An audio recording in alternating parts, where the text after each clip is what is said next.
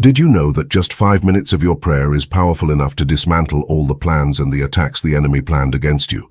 In this video, I will be teaching you about the mysterious things that happens behind the scenes every time you get down on your knees to pray. After this, you will never joke around with your prayers. So without further ado, let's get into it. In the spiritual realms, prayers are one of the most effective weapons every believer has. But have you ever wondered why the devil hates your prayers so much? Well, sometimes you underestimate the power of your prayers because you think your prayers are just words. In fact, you don't take your prayers seriously because you think prayers are just about talking or speaking to God. But let me tell you something you didn't know. If you knew what 5 minutes of your prayers does to the kingdom of darkness, you would never stop praying. If your prayers were not that powerful, the devil would never bother fighting you. But the reason he keeps attacking you is because your prayers are causing a lot of havoc and disruptions to his kingdom. The Bible tells us in the book of 2 Corinthians chapter 10 verse 4, "For the weapons of our warfare are not carnal, but mighty through God to the pulling down of strongholds." When you got chosen by God, he didn't just empower you to sit quietly.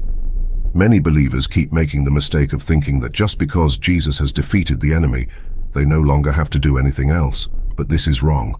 The Bible never teaches us this.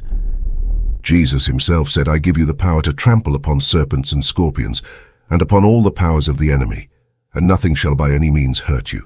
Notice that Jesus didn't just say he gives you power, but he said he gives you power to do something, to trample on the enemy.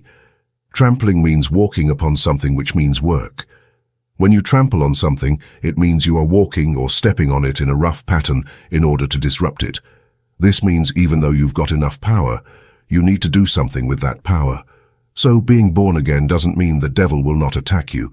It doesn't even mean you are exempt from facing spiritual attacks. No. Being born again simply puts you on a better platform to overcome the enemy. It gives you the authority to put the devil where he belongs. This is why Jesus said, "I give unto you power and authority to trample upon them." It is a huge mistake to fold your arms and assume that just because Christ died for you, you no longer need to pray. When it comes to spiritual warfare, there is no retreat, no surrender. You either fight or you lose. There is nobody on the surface of this earth who goes for a whole 24 hours without getting attacked by the enemy. Nobody, not even a newborn baby. If the devil is not attacking you, it means one of two things. Either you are too weak to the extent that he doesn't feel threatened by you, or you are already his slave. But as long as you are a genuine child of God, trust me, he will attack you, and this will continue right up to the very moment you take your last breath on earth. This is why he fights you day and night by causing distractions day to day to keep you from praying. Your angels are always on standby, ready waiting to go out for war. But the problem is, you are always silent. You don't talk. You don't pray. You don't do anything. You just sit there doing nothing.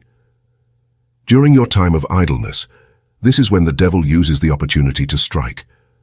So even though you have more than enough resources and power, your angels can't do anything without you praying, because a prayerless Christian is a powerless Christian. You can never be a threat to the enemy. So sometimes the devil won't bother you at all when he sees that you don't like praying. But every time you get down on your knees to pray, the kingdom of darkness trembles, because they don't know what havoc you are about to cause. You might be thinking you are just praying, but trust me, what your 5-minute prayers do to Satan and his kingdom is powerful enough to damage their work worth years of labor. But the problem is that they don't want you to know about this. They try to give you the impression that your prayers aren't effective, when in reality it's causing a lot of havoc. The devil is very proud, and despite the fact that your prayers are hurting him severely, he's too proud to admit it. Sometimes you might be praying for long, and it looks as though nothing is happening. Think about it. When you kneel down to talk to God, the devil immediately knows he's in trouble. But the biggest problem is that you don't even know it. Let me give you a very practical example of how powerful your prayers can be. Let's say you live in a neighborhood where there are a lot of evil activities that go on. As long as you keep on praying, there are certain levels of evil that will never happen in that community. You might not know this, but that's the truth. Your presence and prayers alone in that area will dilute the power and forces of the enemy. So even when the devil plants traps and sets up attacks, your prayers will dismantle them. The reason is that it takes the devil a very long time to plan evil against people. Sometimes it can take him months, sometimes it can take him years.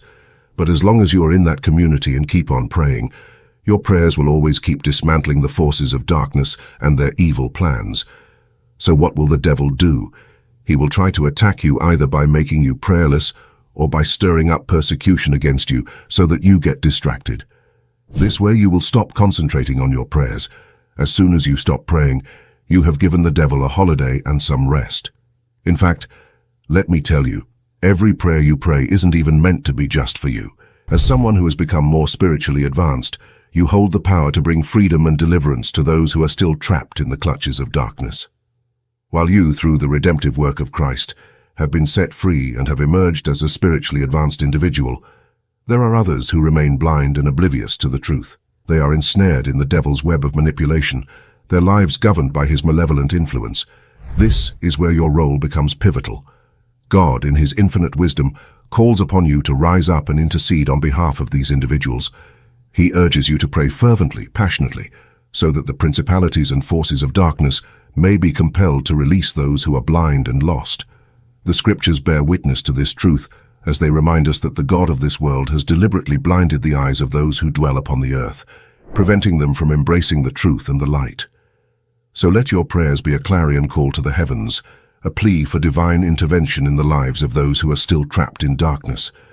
As you engage in this spiritual warfare, remember that every prayer you offer is a mighty weapon, capable of shattering the chains that bind the blind and setting them free. This concept isn't only applicable in your community, it is also applicable to your family too.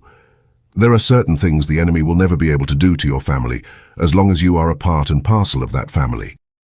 This is why sometimes when you go to your house or to your home place, there are certain things that cannot happen because the presence of God in you stops the plans of the enemy. This is why sometimes you might even be at work and you notice that your colleagues start persecuting you or people start hating you for no obvious reason. The reason they are hating you is not because you are bad.